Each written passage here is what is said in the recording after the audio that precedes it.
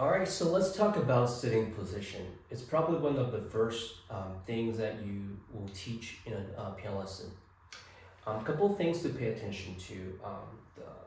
The distance between your body and the piano, your back, your shoulders, your arms, and your hands. So distance, how do you measure the perfect distance between your body and the piano? What all you need to do is fully extend your arms, and if your hands can comfortably rest on this part of the piano, then you are at the perfect distance. So you don't want to do this, you don't want to do that either, right here.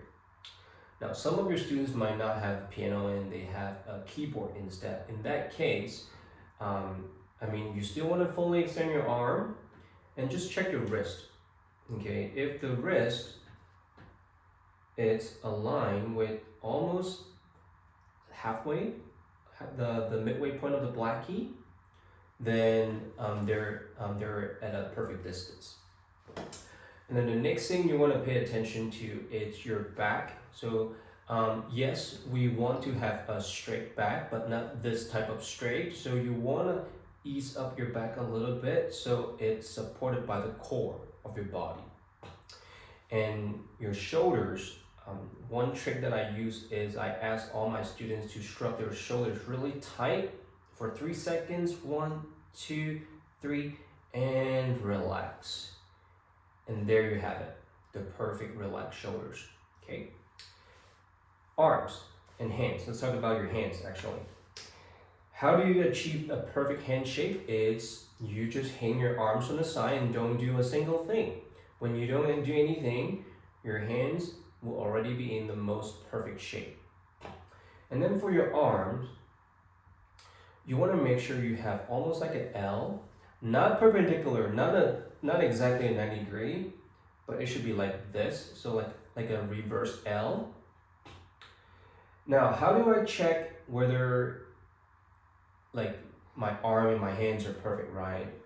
The secret is to look at your thumb.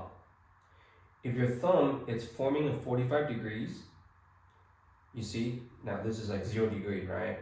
If it's forming a 45 degrees, that means it's good. This is bad. This is also very bad. Why is it bad? Because this is what we call you break the wrist, right? You break the wrist. The wrist needs to be connected to the arm. It needs to have a continuous flow of energy going from your shoulder all the way to the fingertips. So this line right here shall not be broken, because once it's broken, then playing piano becomes inefficient, right? So you can try it. When you play, it doesn't feel good to play like this. It also does not feel good to play like this. But if you play like this, all